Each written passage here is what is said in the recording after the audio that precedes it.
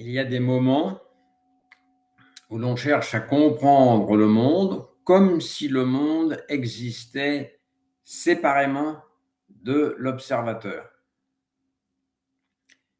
Mais où est cette entité indépendante et séparée que nous appelons observateur ou moi?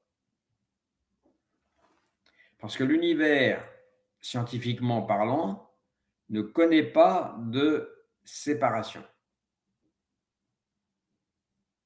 Il y a unité sans séparation.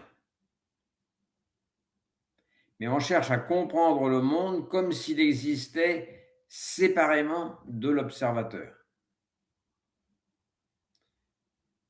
Cette séparation est une habitude mentale et nous rendons compliqué inutilement ce qui est simple.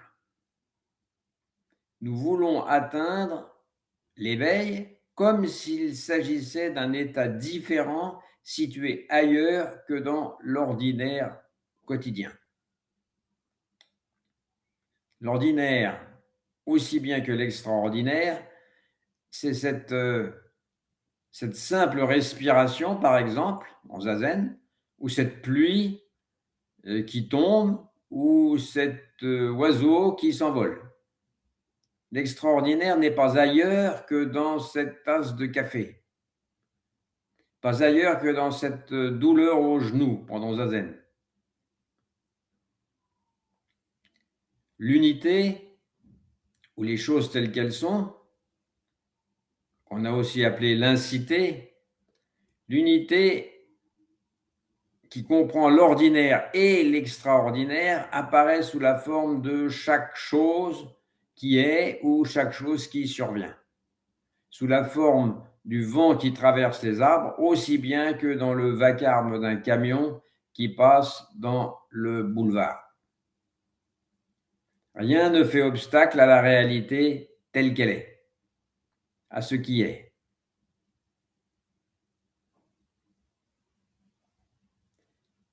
Le bruit du camion n'interrompt pas le silence.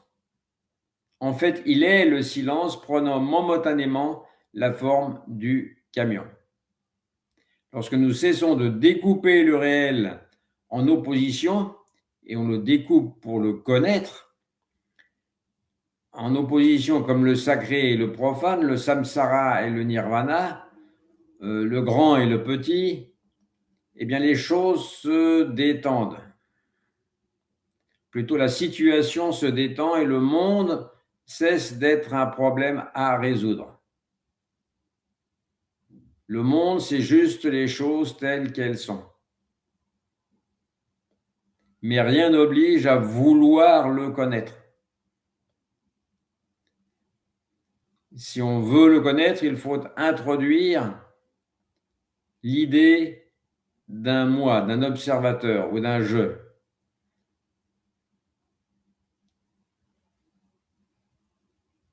Mais avant ça, le monde est une danse sans danseur. Une danse qui n'a pas besoin d'un guide pour suivre le rythme de l'univers.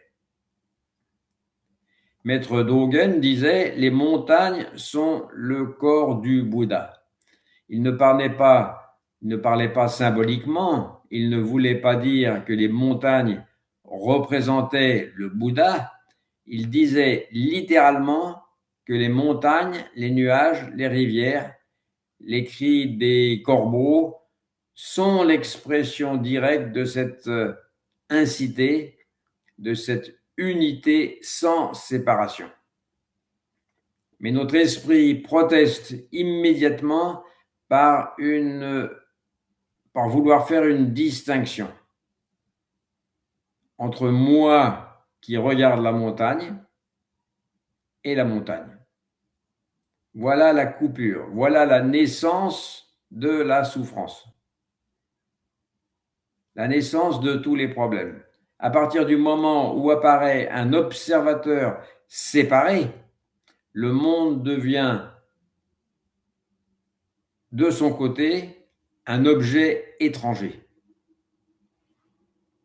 Et alors naissent le désir, la peur, l'attachement, le rejet. Nous voulons retenir certains instants et fuir les autres. On fait des distinctions. Pourtant, l'océan n'a jamais de préférence pour une vague ou une autre.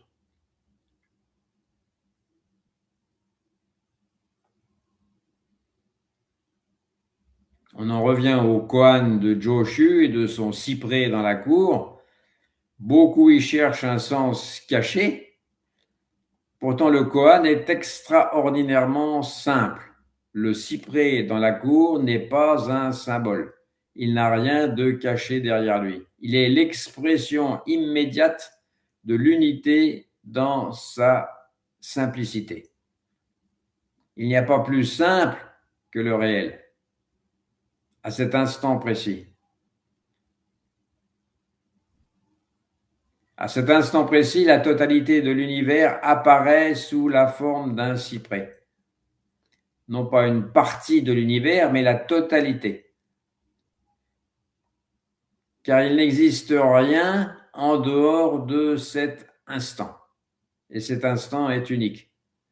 Nous croyons vivre dans un monde composé de milliards d'objets séparés, mais si l'on regarde attentivement où commence et où finit notre corps, par exemple, l'air que l'on respire devient notre sang après des processus biochimiques. La lumière du soleil devient nos cellules. Les paroles entendues dans l'enfance deviennent nos pensées d'aujourd'hui. Même notre nom nous a été donné par d'autres.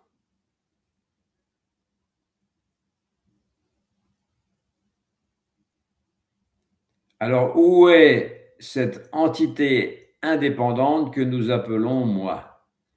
Le Bouddha parlait des 5 skandhas, comme d'un assemblage provisoire, sans cesse, sans centre fixe. Nous sommes les 5 agrégats. Et pourtant, nous passons notre vie à défendre ce personnage imaginaire qui est comme un château de sable menacé par la marée. Les 5 agrégats ne sont pas fixes, ce sont des processus. C'est pourquoi le zen insiste tant sur l'expérience directe plutôt que sur les spéculations philosophiques.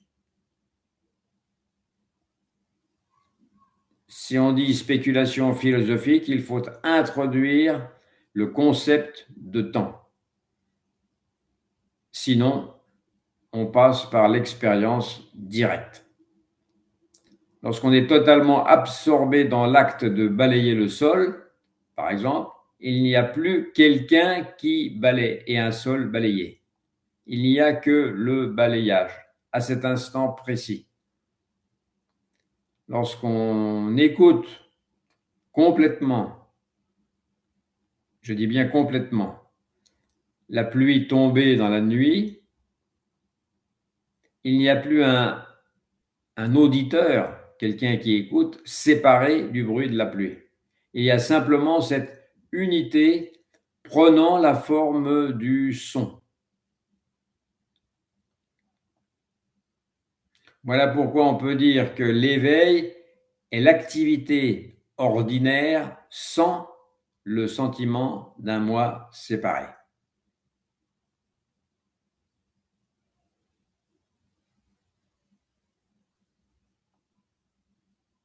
Mais l'esprit humain, l'ego, résiste à cette simplicité. Il veut posséder l'expérience spirituelle. Il a besoin de posséder pour confirmer sa propre existence. C'est son seul but, confirmer sa propre existence. Il veut pouvoir dire « j'ai compris, j'ai atteint, je suis éveillé ». Mais dès qu'apparaît celui qui prétend posséder l'expérience, alors l'unité se fragmente de nouveau. C'est comme une vague qui soudain déclarerait « Je suis différente de l'océan ». Alors immédiatement naîtrait l'angoisse. La vague commencerait à craindre sa propre disparition. Elle voudrait devenir plus grande, plus pure, plus durable que les autres vagues.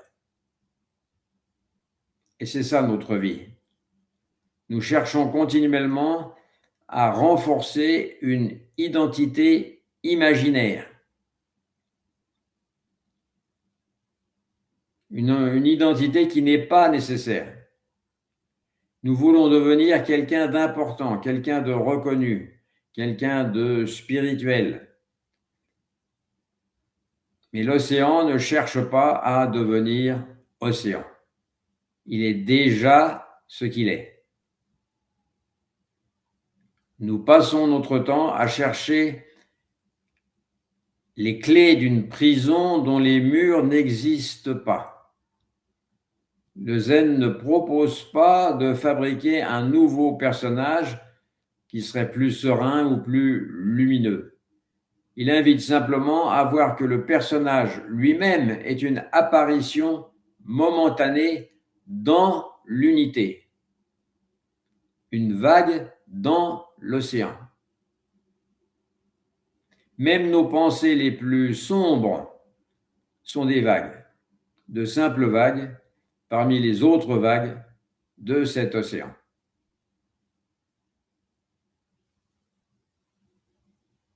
Même notre confusion est l'expression momentanée de cette totalité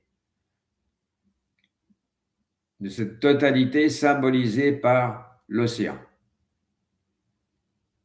Notre confusion est une des nombreuses vagues.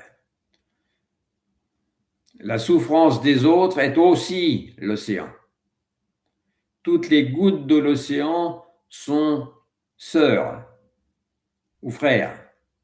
D'où l'immense compassion quand on réalise que l'autre n'est pas réellement autre. Une vague n'est pas réellement différente d'une autre vague. Elles sont constituées de la même eau salée. La souffrance de l'autre est notre souffrance, par conséquent. Son bonheur est notre bonheur. Alors, l'amour cesse d'être un devoir moral, comme on l'entend toujours. Il devient aussi spontané que la main qui protège instinctivement l'autre main lorsqu'elle se blesse.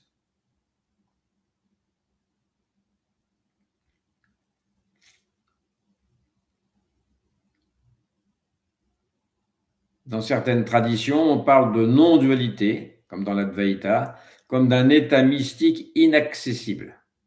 Mais le zen, lui, ramène toujours les choses à l'immédiateté la plus simple. La notion de temps n'est pas nécessaire dans le zen. Il n'y a pas de pratique compliquée. Il y a juste à manger quand on mange, à dormir quand on dort, à marcher quand on marche, et à laver son bol quand on a fini son repas. C'est très banal. Pourtant, tout est là. Même si l'esprit cherche constamment un ailleurs. Il cherche un ailleurs pour se distinguer. Une révélation future, une illumination spectaculaire, une expérience unique et transcendante. Mais pendant ce temps, il manque la seule réalité qui existe. Cette présence immédiate apparaissant maintenant sous la forme de ce son, par exemple, de ce bruit, de cette respiration, de cette lumière sur le mur. Même l'ennui pendant Zazen est encore l'incité. C'est encore les choses telles qu'elles sont. Même les douleurs dans les jambes, même le désir d'être ailleurs, rien n'est exclu. lorsque nous comprenons cela, il devient impossible de rejeter le monde. Parce que nous sommes le monde. Le samsara lui-même devient nirvana, non parce qu'il se transforme en autre chose, mais parce qu'on cesse de le découper mentalement. Bankei, maître Bankei, XVIIe siècle, était le spécialiste de ce qu'on appelle le non-né.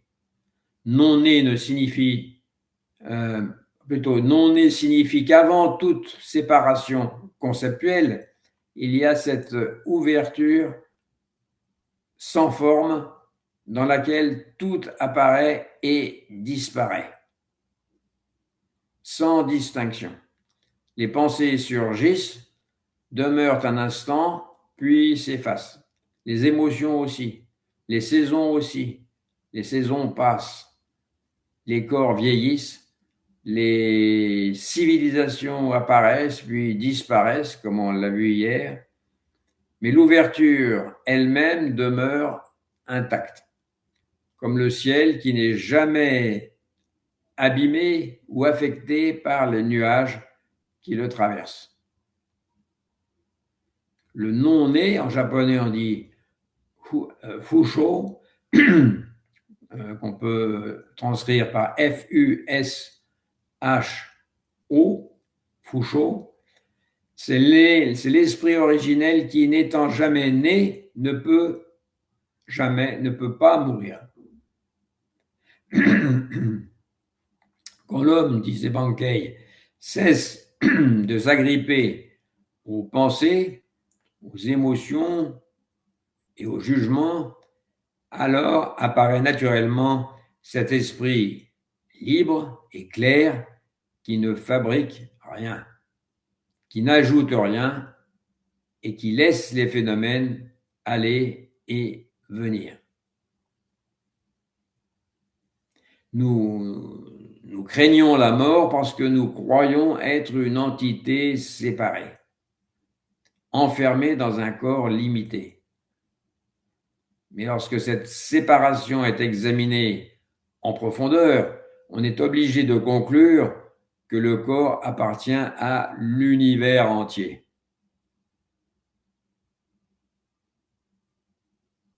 Et on ne peut même pas parler de corps, on doit parler d'un corps à un instant donné, parce qu'il n'est jamais deux fois le même.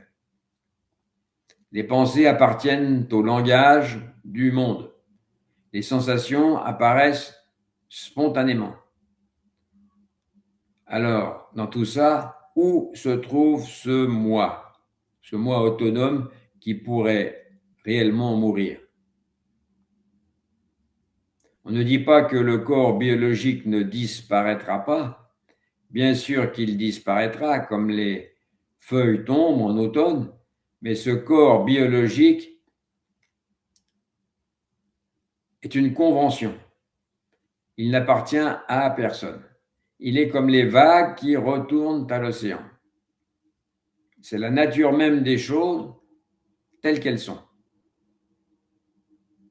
Elles apparaissent constamment sous de nouvelles formes. Une fleur devient terre, par exemple. La terre nourrit un arbre, l'arbre devient feu, le feu devient cendre, la cendre nourrit encore la vie, etc. Rien ne possède d'existence séparée.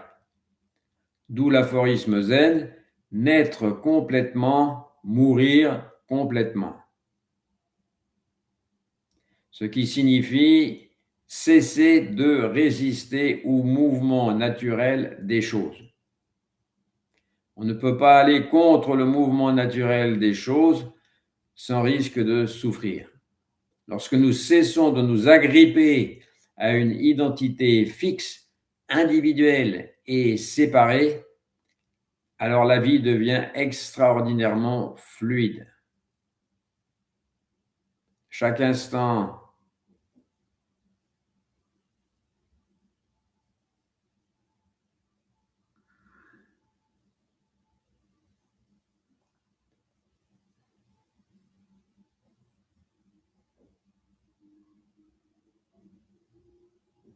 La vie devient extraordinairement fluide.